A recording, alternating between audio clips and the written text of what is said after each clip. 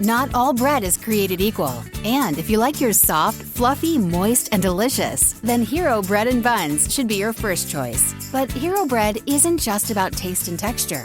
It's high in fiber with ultra-low net carbs with 0 grams of sugar. Order today at hero.co and use the code AH10 to get 10% off your first purchase. That's AH10 at hero.co, HERO.co for 10% off your first purchase.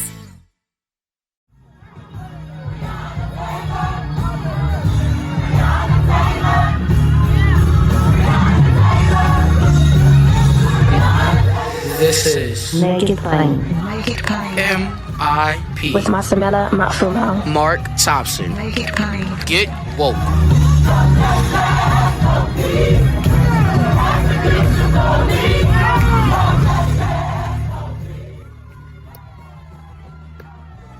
Folks, as we are covering, and many have been covering, Joe Madison's hunger strike, which is well over 2 months, his hunger strike for voting rights. Some of my sisters and brothers in ministry, Christian faith, have decided to take up that cross as well.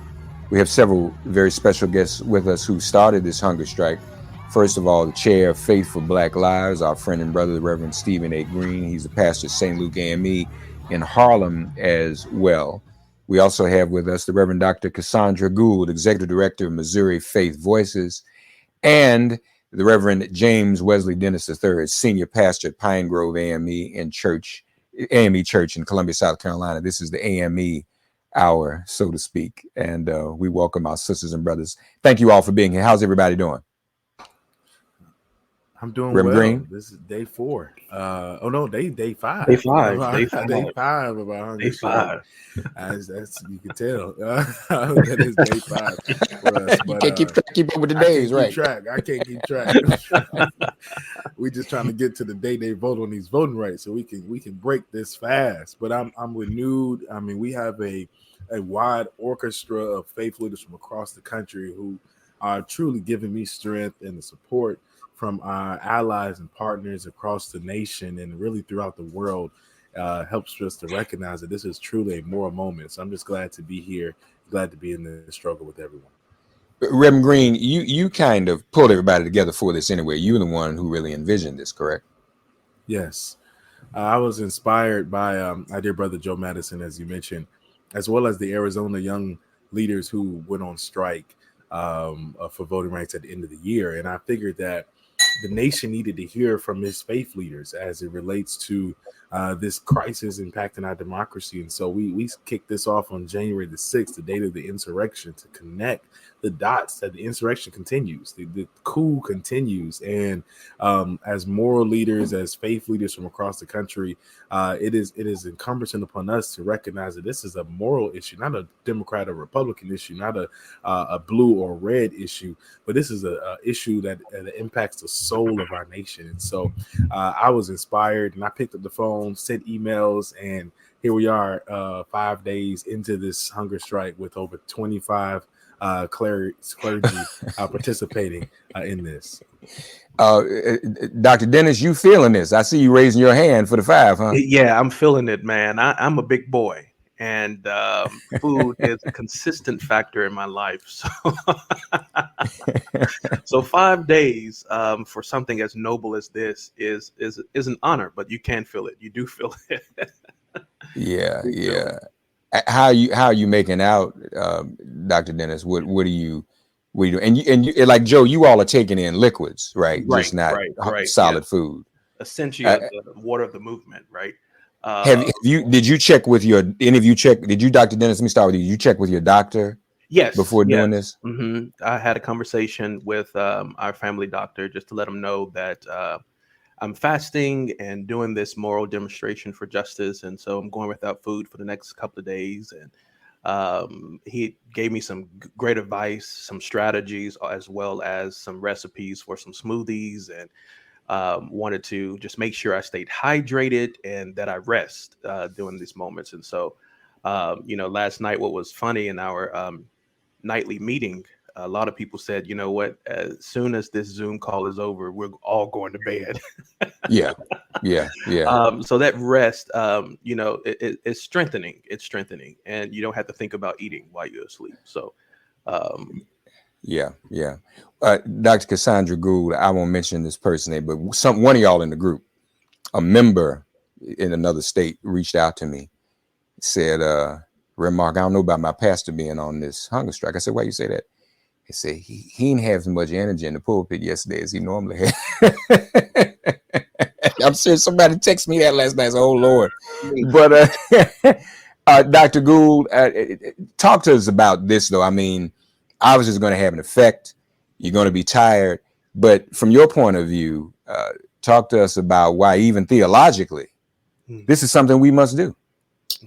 Yeah, so two things. And I'm glad it was a brother, because I used all the energy yesterday. No, it was a brother. It was definitely a brother. Dr. Barber talks about it being like inheriting a spiritual mantle, being a child of the South, being born at a certain period of time. I'm wearing this shirt that I got about 10 of these shirts. My mother, I'm from a little town, Demopolis, Alabama, 47 miles west of Selma. You know Selma, you might not know Demopolis. I spent the last week of the year, last year there, and a few days into the year of this year.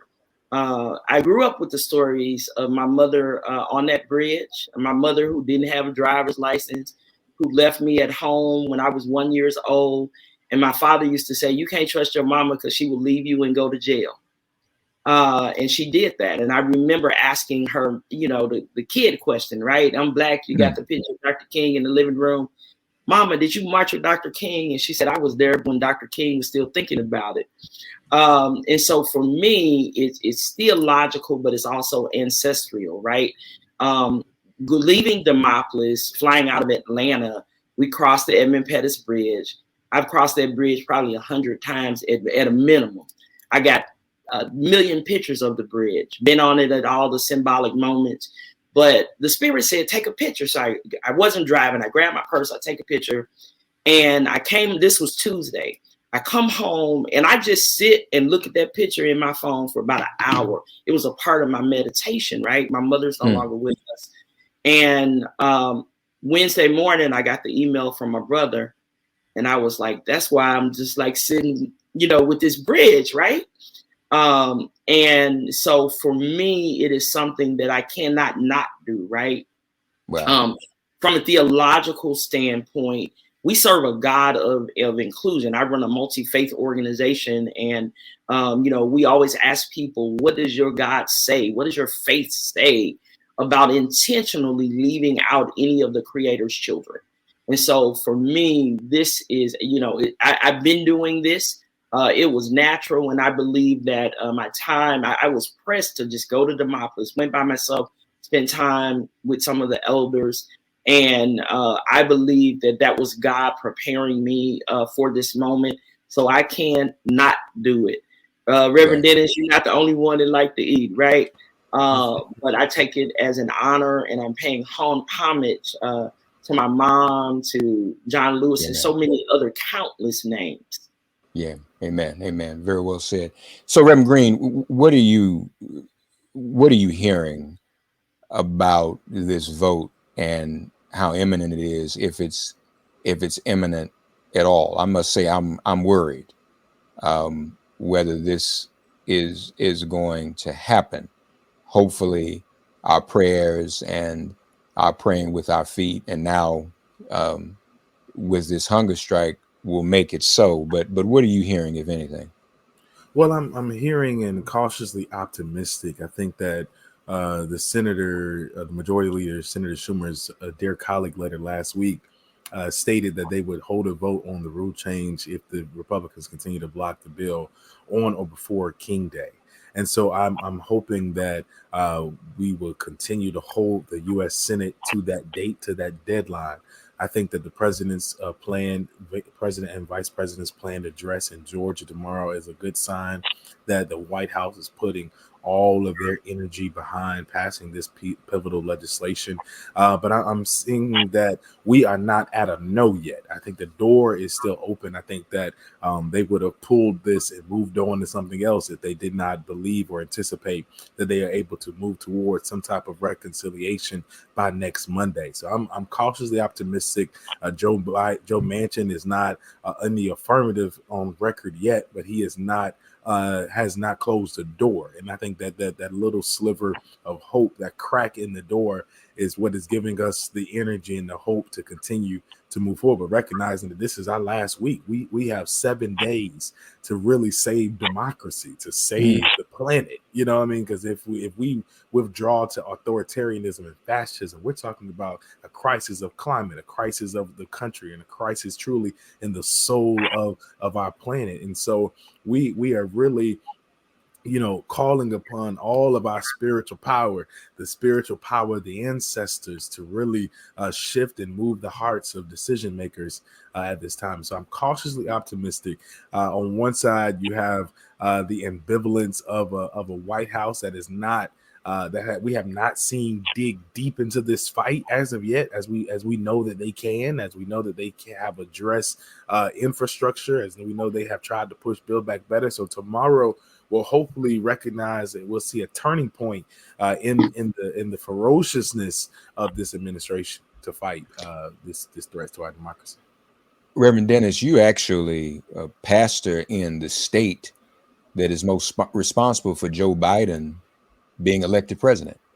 And one of the things that the conversation that has been going on in a lot of places where people voted for Joe Biden and made it possible for him to become president, they're saying, well, wait a minute, what do we get in return for that? Yeah. He has a do. Is that the sentiment in South Carolina? That is the sentiment in South Carolina, and especially among the people that I pastor, is that we're waiting for some type of return. And that's, I have 2 reasons why I'm doing this fast. One is to hold this administration accountable for all the promises that they made to our community, our African American community, in terms of getting elected, especially here in South Carolina, a state that's overwhelmingly supported Joe Biden and this administration with African American votes. And so we do believe that Joe Biden owes us something, if anything, and this something looks like protecting the right to vote for African American citizens. And so this fast for me, I don't want to call it a fast. It's a moral demonstration for moral leadership around the issues of voting rights. So this demonstration for me is my way of holding this administration accountable. I refuse to believe that in a nation like America, where this nation has enshrined basic civil rights in a constitution, I just think it's asinine that people have to give up food and put their bodies on the line to ensure that those civil liberties and those rights are protected. And so this is my way of holding this administration accountable to those words that they themselves did not write, but their forebearers did. Yeah. More MIP after this message. And as a matter of fact, Reverend Dr. Cassandra Gould, when we think about sacrificing food, I mean, that also relates to our democracy and our right to vote. If we had full voting rights, we could elect people to office that are more concerned about those of us who are hungry in the first place. I mean, this same Senate that is stalling on voting rights is also stalling on Build Back Better. The very Senator Manchin, and as Reverend Green knows, I've been to West Virginia. I went to West Virginia in 2021 more times I've been in my life. Not a pleasant experience. Y'all want to see real poverty and see poor white folks, because a lot of folks don't think white folks are poor. And white folks so poor, they glad to see black folks come help them. We get off the plane, we got to talk to you. Like, whoa, what'd I do? No, you didn't do nothing. We want to tell you what we dealing with is poor white folks. That being the case, in a way, being on a hunger strike to secure the right to vote affects everything, even people's well-being, the Build Back Better. All the people that would benefit from Build Back Better in West Virginia alone, Joe Manchin won't even do that. He won't even help those people. Yeah, that, when we talk about the theological mandate, we're all Christian pastors. And so, when I was hungry, did you take away my access to get the food, right? When I was thirsty, did you cut off the water line? And literally, by not ensuring that all of God's children have an opportunity to literally cast that vote at the ballot box. The ballot box is the one place that, despite the zip code that you might live in, despite your educational accomplishments or lack thereof, or your color, it's the ballot box that we all still just get one vote, right? And so literally, by denying this, in order to build back better, we got to have access to the ballot box, right? We have to have access to democracy so that we might vote in folk that represent some form of morality that will at least be cognizant and mindful on both sides of the aisle. Because Manchin is an example that all of it's wrong, right? On both sides of the aisle, that will look out for the least of these in all of our states. Yeah, no question about it. Lastly, Reverend Stephen A. Green, what is your thinking about going forward? If worst case scenario, they can't do this by Martin Luther King Jr. Day, will you all go on? Will you all go on indefinitely? We have been talking about ways to escalate after the 17th if our demands are not met by the U.S. Senate to pass pivotal voting rights legislation. That could look like a number of different ways. It could look like transitioning into arrestable actions. It could look like demonstrations throughout the country, nonviolent disruptions. So we will continue to escalate and draw the attention to the severity of the right to vote in this crisis affecting our democracy. But I think, Reverend Mark, what we're trying to say, and the reason why we are doing a hunger strike now is because we have exhausted a lot of our tools and tactics in nonviolence in 2021. You were there when we were going to jail and in front of the Capitol all summer, going to West Virginia, mobilizing folks. And so what we're truly stating is that the deadline for our democracy is January the 17th. And so if the government refuses to vote to protect the right to vote, they have decided to relinquish the authority of the United States government to protect all of its citizens. And so we're holding the line on the 17th to force the vote and for the Senate to do their job.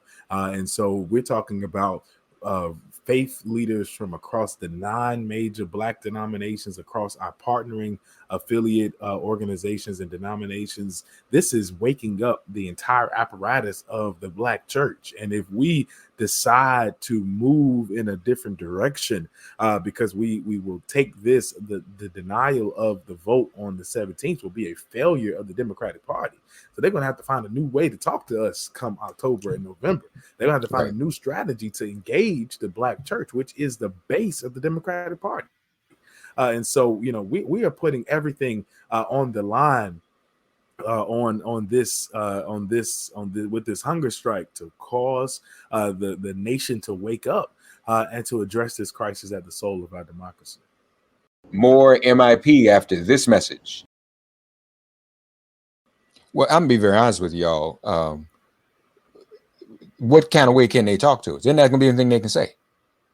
And really not going to be much we can say, because this is existential. The laws that that a Senate bill would prevent are gerrymandering us and suppressing us out of the ballot box. So there's really, there's nothing they can say. And frankly, again, allies of ours who work in the voting rights spaces, who register voters and get the vote out, like this just happened in Georgia, they're all saying they can't go back to people and ask them to do what they did in November 2020 and have any more credibility. And I don't think we can either. So it's amazing to me. It's almost as if Rem Green, there's an element that wants to lose.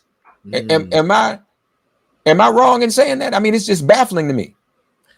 Well, it seems that way. It seems as though that they are walking a line that would suggest that these are normal times. And I'm like, what we need is a president who recognizes that not only do you need to be trying to be FDR, somebody needs to be trying to be Abraham Lincoln and recognize that we're in a civil war. Right. Like somebody has to recognize that the severity of the times. You're talking about voter suppression, voter gerrymandering, and the Supreme Court, which has affirmed partisan gerrymandering, right? With the recent decisions of 2019, the gutting of Shelby v. Holder, and Section 405 now with the Blagojevich piece in Arizona. I mean, we're talking about a Supreme Court that has gone to the side of fascism already. Well, no one wants to acknowledge that. Like the Supreme Court is locked into the majority of conservative justices right now, who are creating the climate for us to have to fight for voting rights. And so if you have a Supreme Court, one branch of the government, and now the legislative branch is telling us that they too will not affirm voting rights, and all you have is the executive branch, you have lost the democracy. Right. And so that is the legislative branch must stand with the executive branch now in affirming the right to vote for all citizens in this country, or we will see ourselves become like Hitler and Nazi Germany in the 1940s. And we're going to need some Bonhoeffers to raise up. How would you like Reverend Green, the audience, to support this effort?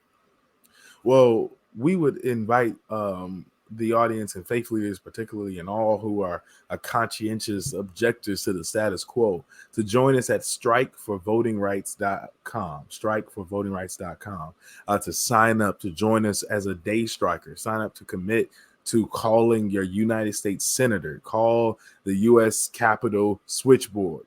We should be blowing up the phone lines in district of our United States senators. All of them, all 100 of them, are morally culpable in the crisis that we're facing. And to continue, most importantly, to lift our hunger strikers up in prayer and good vibes or good thoughts, however one wishes to in their spiritual or non-spiritual traditions, to keep the strikers in our prayers, in their thoughts and prayers. This is a spiritual, sacred journey, and we're on this journey. And I mean, last night was a tough night for me. I had headaches galore. I could almost not sleep, and I had to go to the scripture where we learned that you will hunger and thirst after righteousness. And so I turned my hunger pains into hunger prayers as I began to pray for this nation and pray for the soul of our democracy. And so praying, supporting us by calling the U.S. senators and also by joining us in solidarity in support of this strike will be extremely helpful in this time. That's Reverend Stephen A. Green, folks, pastor of St. Luke AME in Harlem, also chair of Faith for Black Lives. Also with us, Reverend Dr. Cassandra Gould, executive director of Missouri Faith Voice. Do I say Missouri or Missouri? Which you say, Cassandra? The people who don't vote for voting rights live in Missouri. I know that's right. I know that's right. I like that. And also with us, the senior pastor of Pine Grove AME in Columbia, South Carolina, James Wesley Dennis III, Reverend Dr. James Wesley Dennis III. Thank you all. We are praying your strength. We are thankful for what you are doing. Folks, pray for these pastors. Pray for these good people in the clergy. Pray for their congregations and pray for all those who are standing with them. We must do something. Thank you all. Ladies and gentlemen, also joining us on this hunger strike, those who are in the clergy, we're happy to have with us the pastor of Trinity United Church of Christ, Otis Moss III, the pastor of New Birth Missionary Baptist Church, Jamal Harrison Bryant, and of course, with United Church of Christ, our dear friend, Reverend Traci Blackmon. Good afternoon to all of you. Thank you for joining us. Let's start with you, Reverend Traci. How you feeling? How you handling this? How many days have you gone without? Well, we started on the 6th. I'm not counting because that will put my mind in the wrong place. But I'm doing okay. Tell us what was your path to getting to this decision, making this decision to do this? I would say, Reverend Mark, it really wasn't so much a path. Reverend Green called, And when he spoke it out loud, it sounded right. Right. So I didn't even have to give it much thought. I have some grief over the fact that this is 2022 and we're still having to do things to secure the right to vote for non-white people. So that grieves me some, but it felt right. Whatever we can do to call attention to this travesty, we need to do that. And the urgency of the moment made it an immediate yes. Yeah, yeah. Reverend Otis Moss, from your point of view, how important is this, and why too have you made this decision? This is not a small thing to go without food. Well, similar to Reverend Traci, it was Reverend Stephen Green, who chairs the Faith for Black Lives in Harlem, New York, who reached out. Also a Morehouse College brother, and I thought it was also something that was incredibly important. But we have witnessed over the last several years this rollback, pushback around voter suppression, which has been continual. We've been in this continual fight as people of African descent.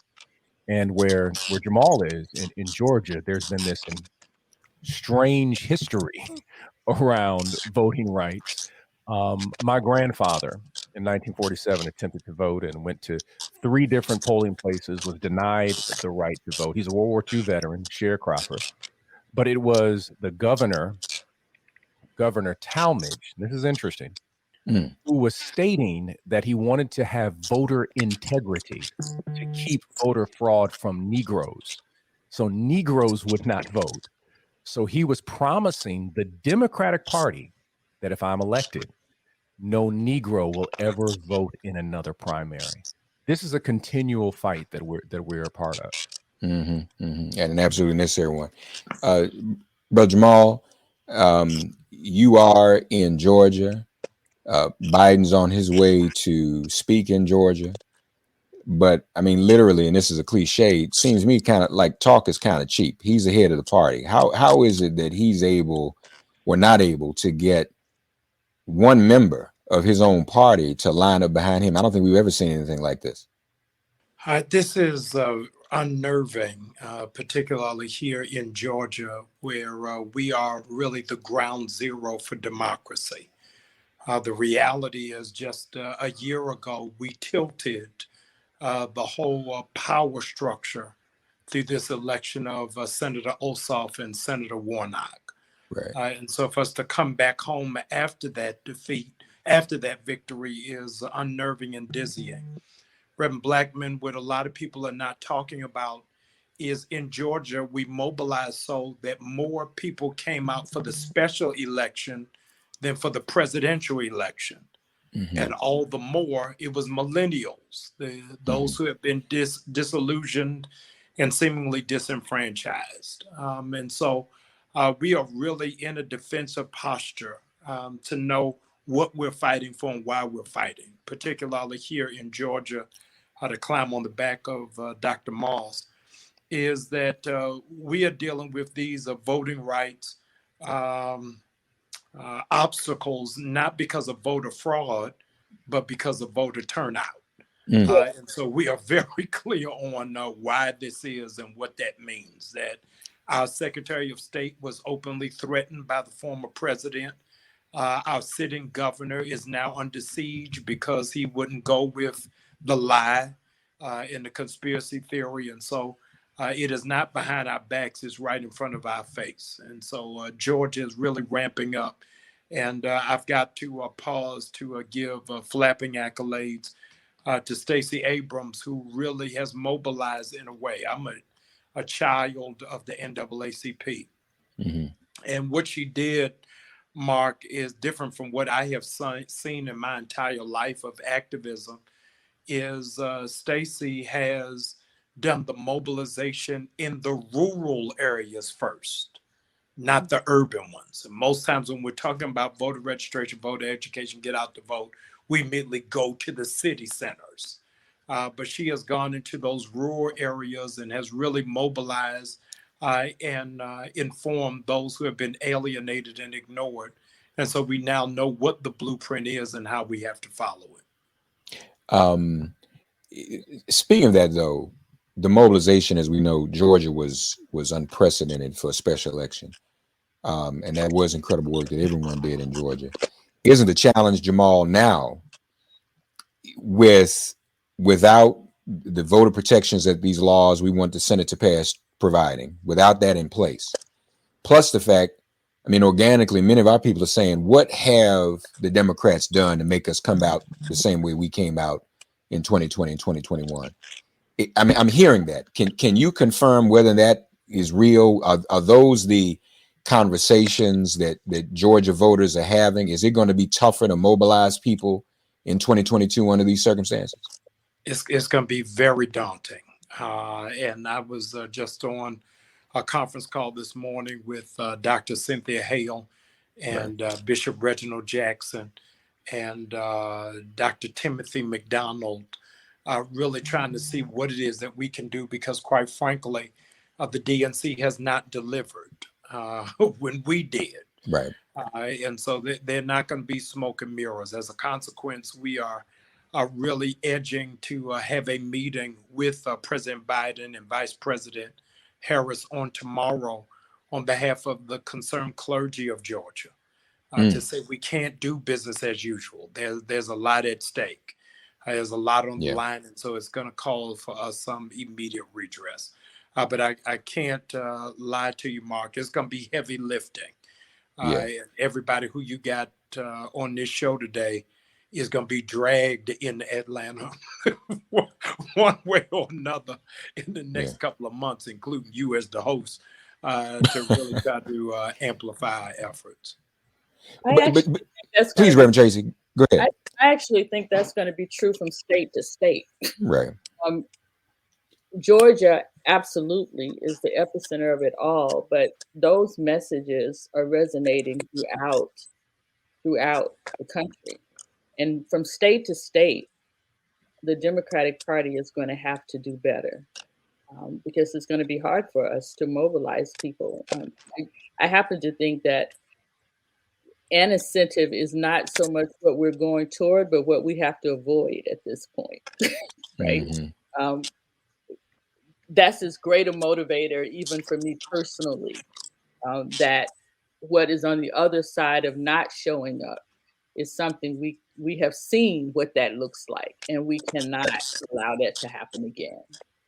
We cannot allow that to happen again. I mean, it's unconscionable.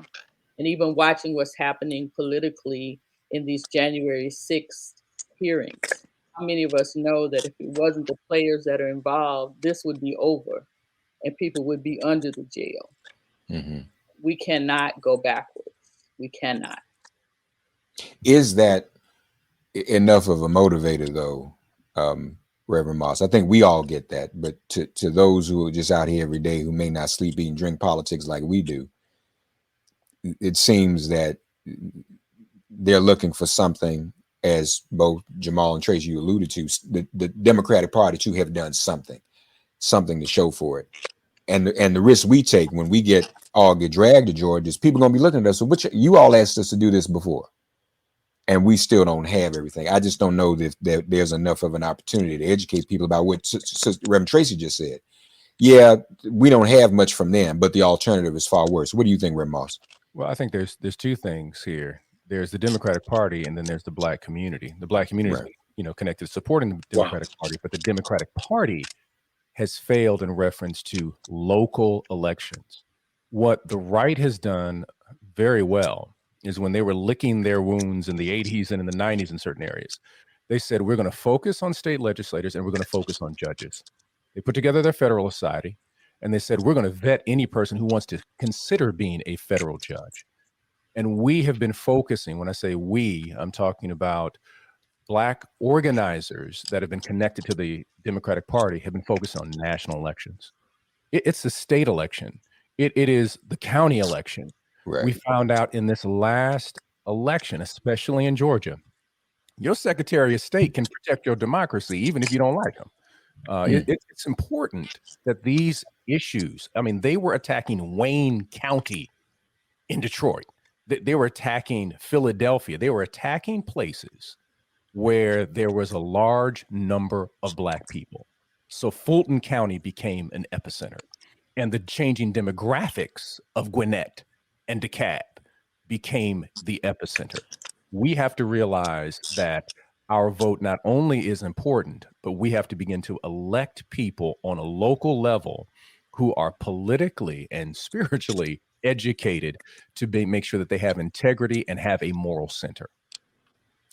Specifically to Reverend Jamal, the voter protections that any of these bills would provide if the Senate were to pass them would also help Georgia immediately, right? Because right now there's a DOJ lawsuit against Georgia. If things stay in the status quo, Stacey's election may be sabotaged for governor, may be sabotaged again, right? Oh, no, absolutely, without question. And one of the conversations we're having is raising the educational awareness. One of the things that we have done as a community to our own peril is that we often advance personalities and not platform.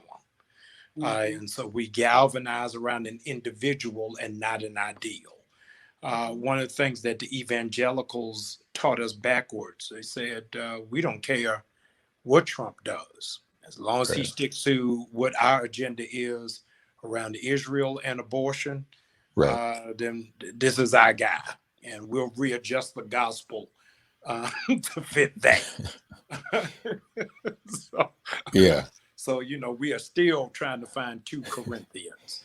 But I think that we've got this element. Walking in the bar, 2 Corinthians, walking in the bar, right? Yeah, but I think what is important to Traci's point is that we've got to do an expansive re-education of the Negro about how it impacts Illinois, Maryland, Missouri, DC, and everywhere in between. Because in the backdrop of us here in Georgia and all the more in Atlanta is the looming threat of Buckhead pulling out from Atlanta, which is a major tax base, and what that will do to gut the belly of the economy of this city. Also, you've got to look for the very first time in maybe 25 years, Atlanta has a white president of city council. And so they are putting things in a row for our demise or for us to be caught slipping, as it were. And so while all politics is local, our education has got to be national to know that this is an affront on all areas in every region. In my own home state of Maryland, my state's attorney, Marilyn Mosby, is under siege by the governor, who is plucking away, trying to get her outing, embroiled in an investigation, will tie her hands from fundraising. And so now the people who are investigating her, Otis, if you can imagine this, are the people who ran against her last time. So it's who shot John, really, in this hour. And so we've really gonna have to do a whole lot of education, and let's save the inspiration for later. But I think the education has got to be on the forefront of what is at stake and what is needed and necessary. Once again, though, Reverend Traci, as Jamal mentioned, they readjust the gospel.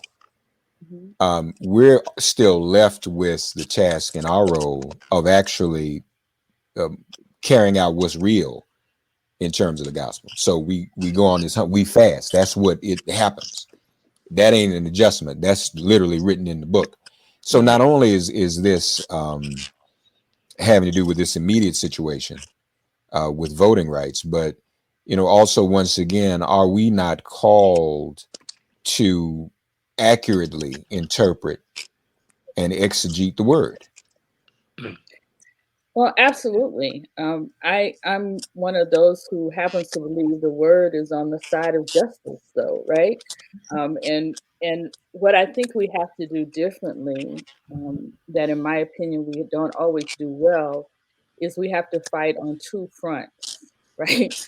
So yes, to everything Pastor Jamal is saying, and and Pastor Otis is saying about what we have to do to make sure we show up and mobilize against the fronts I was talking about.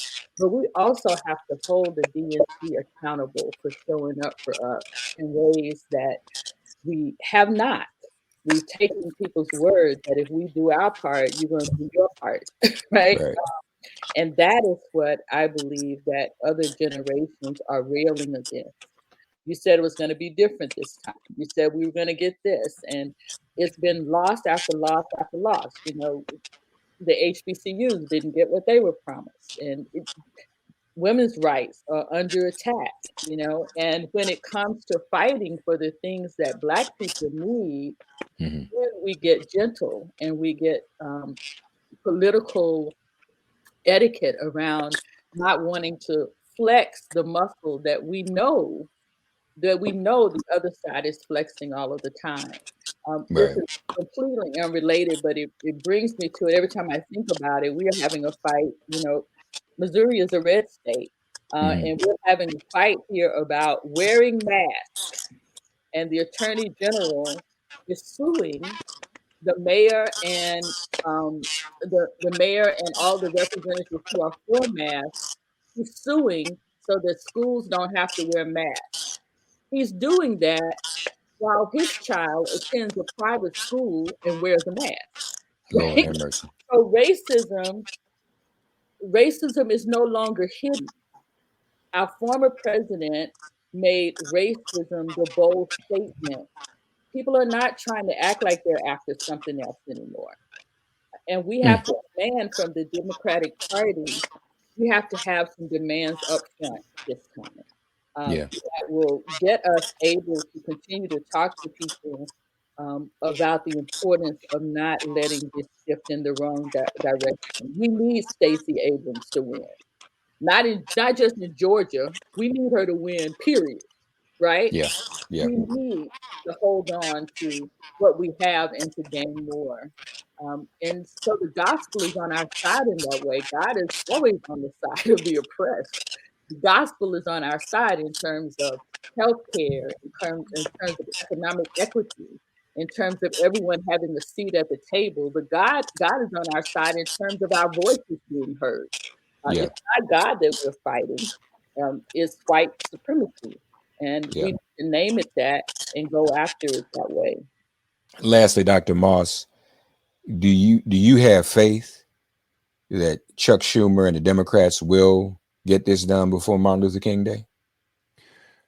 I have faith in Black people. I have faith in our God. I don't have faith in the political system the way it's structured.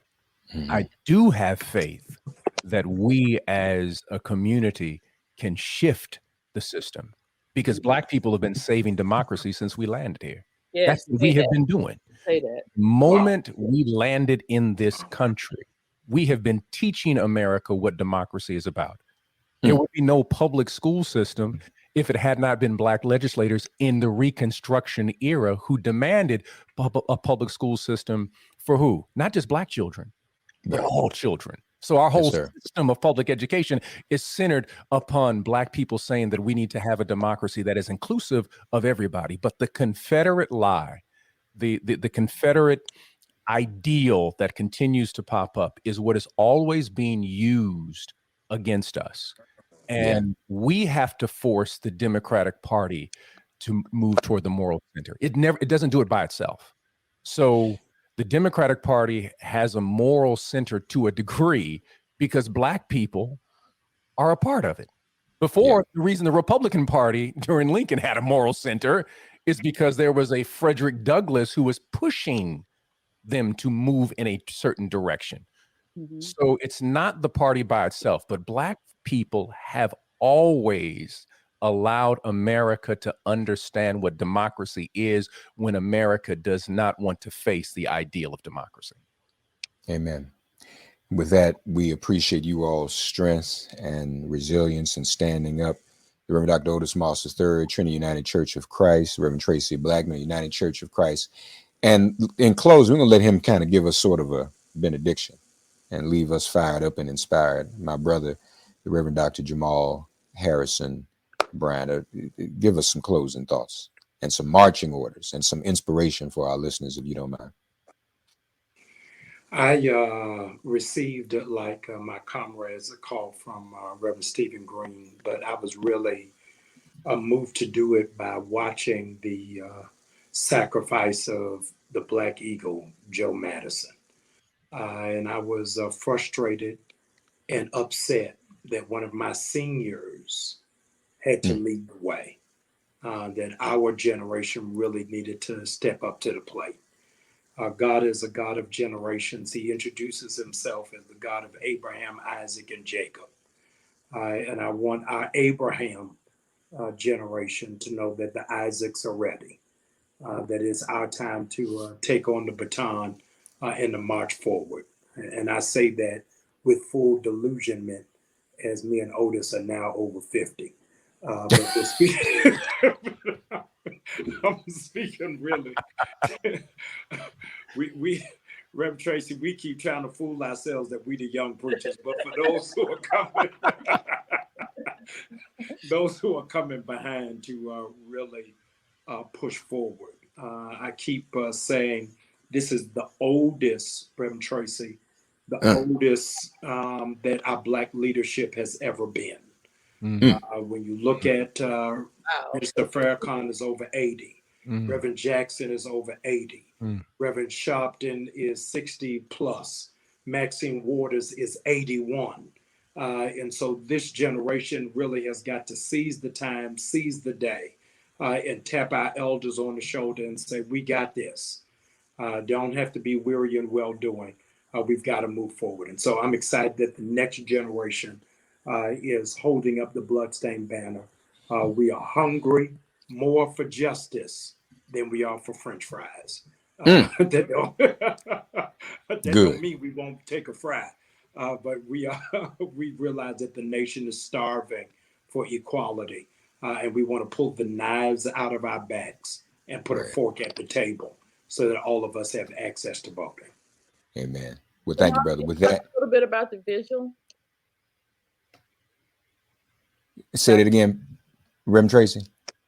We're planning to join together on the steps of the Capitol on Sunday evening for a prayer vigil. So I wanted to make sure your audience knew that. Yeah. We made people aware that. So, folks, we're looking at a watch night, really, for Martin Luther King Day, and hoping this gets passed. So we will keep everybody posted and aware of that. I want to thank you all for joining us, Reverend Bryant, particularly for singling out you and Dr. Moss as being in the 50th generation. Thank you for excluding me so I can further delude people into that I'm not 50 yet, even though I think I'm older than both of you. Well, with that, I enter my last year of the 50s, so I'm going to enjoy it. You look younger than all of us. I know. I swear, you look great, Traci. Well, folks, thank you for being here. Okay, I appreciate everybody. Thanks for getting woke and listening to Make It Plain. Please remember to listen, like, and wherever you get your podcasts, please give the show a 5-star rating. And please do spread the word. Let's all continue to pray for each other during this pandemic and this police-demic. If all hearts and minds are clear, it has been made plain.